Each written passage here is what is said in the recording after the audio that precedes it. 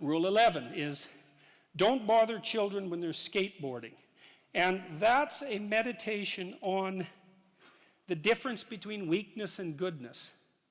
You see, one of the things that's happened in our society, and especially with regards to our attitude towards men, but also our attitude towards the masculinity in women, so it's just as toxic for women, is that we seem to have concluded that strong men are dangerous, and that's partly because we think Western culture is a tyrannical patriarchy, and the only reason you get to the top is because you misuse power. And so all the men who are at the top of the hierarchy are all misusing their power, and they're all tyrannical, and all the guys who have the aim and ambition to achieve that are just tyrants in training. And that's sort of the basic attitude that we have towards our own culture and towards young men now.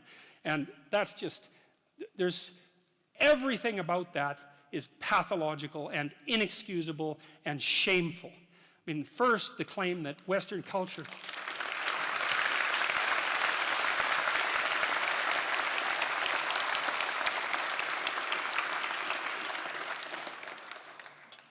The idea that Western culture is primarily a patriarchal tyranny is like... Well, first of all, it's historically ignorant beyond belief. Because what do you, compared to what exactly? Like, how many civilized countries are there in the world? You know, 3 dozen? The rest of them are run by brutal thugs. Right? And it isn't just thugs at the top, man, because that isn't how it works. In a country that's corrupt, the corruption is spread through the entire country. So, and we're not like that, and that's that. I mean, Western culture is fundamentally honest, and I can give you an example of that, because people don't like that idea. eBay proved that. Because here it did. It was a very interesting thing, because when eBay first popped up, like the cynic would say, eBay's not going to work, because I don't know you. You live on the other side of the country. You're going to send me junk, and I'm going to send you a check that bounces. And that'll be the end of eBay, right? Right, that's what a cynic would say. And then what happened was that brokers popped up, and they said, well, look, we'll guarantee the exchange, right? For a fee, 10%, we'll make sure that you don't send junk, and we'll make sure your check doesn't bounce.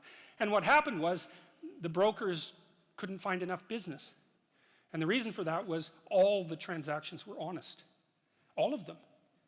You know, it's like if you were on eBay and you have a reputation of less than 99%, there's actually something wrong with you.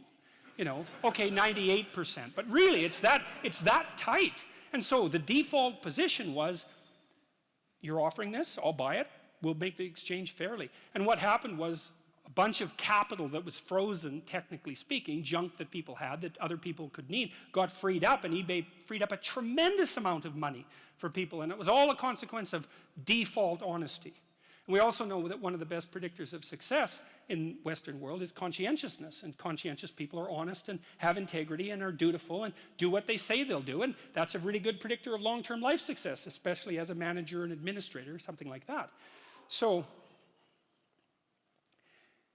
chapter 11 is a discussion about the assault on the positive masculine, and I read it partly as a continuation of what Nietzsche announced back in the late 1800s as the death of God, right? Because in Western culture, God was a masculine figure, and the idea that the divine masculine had been decimated, which was basically Nietzsche's pronouncement, has filtered all the way down to masculinity itself. And I think that's an absolutely appalling outcome. It's something that could only be desired by someone who is a true enemy of humanity. And so partly chapter 11 is a call to encouragement. It's like, you want, and I've been telling young men in particular, but young women as well, though they don't seem to be quite as in need of the message, to adopt responsibility for their life, to tell the truth, and to understand that their failure to participate fully in being leaves a hole that's precisely the size of their soul in the cultural landscape.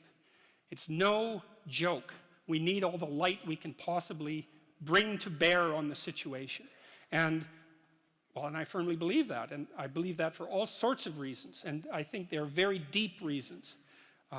And that's partly why I would say Rules to Life also has, it's a funny book because it has a very religious core, but it's also very heavily grounded in evolutionary biology. So, but that's what chapter 11 is about, and it's about people who are the enemy of the human spirit. The people who restrict children's play, for example, which is a particularly pathological thing to do. There's a movement now to not let children have best friends.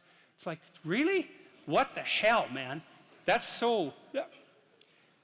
There are so many things wrong with that idea that would take another lecture just to scrape the surface. But mostly it's just... Well, I wouldn't even start on that.